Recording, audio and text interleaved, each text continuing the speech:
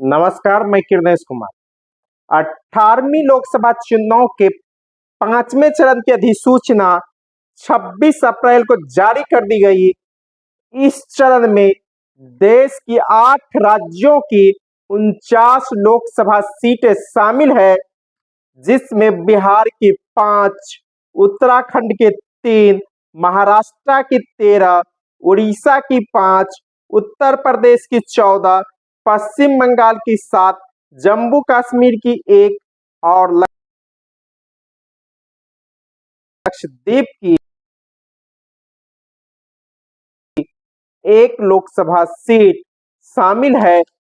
अधिसूचना जारी होने के साथ ही नामांकन की प्रक्रिया भी शुरू हो जाएगी। अगर बिहार की बात की जाए तो बिहार में जिन 5 सीटों पर 5वें चरण में चुनाव होने हैं, वह सीट है सीतामढ़ी, मधुबनी, मुजफ्फरपुर, सारण और हाजीपुर सुरक्षित।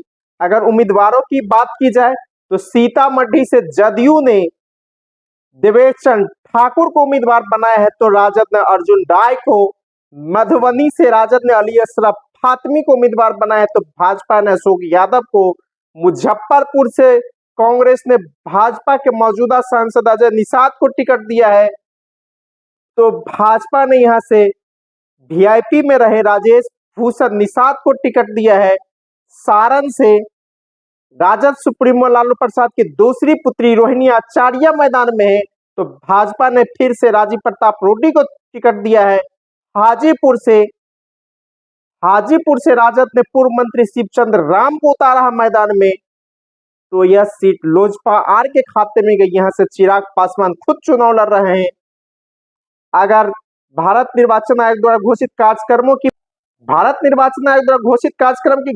बात की जाए तो चुनाव की अधिसूचना 26 अप्रैल को जारी होगी।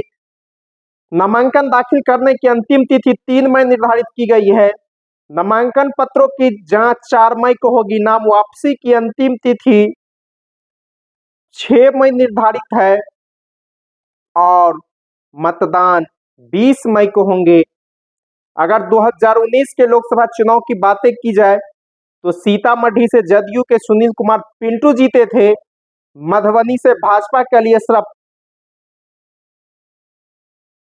फातमी, मुजफ्फरपुर से भाजपा के अजय निषाद, सारण से भाजपा के राजीव प्रताप रूडी और लोजपा के पशुपति कुमार पारस हाजीपुर से जीते थे। तो इस बार के चुनाव में जदयू ने जहां सीतामढ़ी से मौजूदा सांसद सुनील कुमार पिंटू का टिकट काटकर बिहार विधान परिषद के सभापति देवेश चंद्र ठाकुर को दिया है, तो अजय निषाद का टिकट भाजपा ने मुजफ्फरपुर से काट दिया है। यहां से राजेश भूषण निषाद को दिया है। हाजीपुर सुरक्षित सीट से पशुपति कुमार पारस जब पार्टी टूट गई तो अलग पार्टी राष्ट्रीय लोक जनशक्ति पार्टी बना लिया। इस बार प्रधानमंत्री नरेंद्र मोदी ने पशुपति कुमार पारस को वैल्यू नहीं दिया है। चिराग पासवान को 5 सीटें दी है। पशुपति कुमार पारस मैदान से आउट हो गए और चिराग पासवान यहां से लोजपा के उम्मीदवार के रूप में हम ठोक रहे हैं। तो एक तरह से 5वें चरण के चुनाव में एनडीए की तरफ से जहां 3 सीटों पर भाजपा का कैंडिडेट रहेंगे, 1 सीट पर लोजपा का और 1 सीट पर जदयू का, तो वहीं महागठबंधन में भी 3 सीटों पर सीतामढ़ी, 4 सीटों पर सीतामढ़ी, मधुबनी, सारण और हाजीपुर में राजद का उम्मीदवार रहेगा, तो मुजफ्फरपुर में कांग्रेस का। तो एक तरह से हिजा बन गया है, सभी पहलवान मैदान में उतर गए हैं और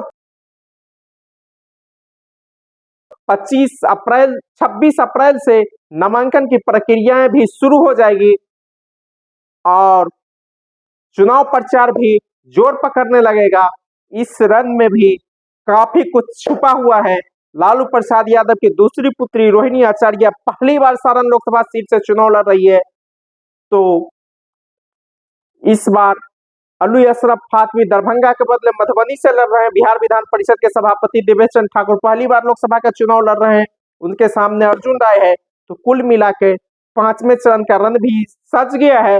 उम्मीदवार दोनों तरफ से घोषित हो गए हैं और 26 अप्रैल से नामांकन की प्रक्रियाएं भी शुरू हो जाएगी।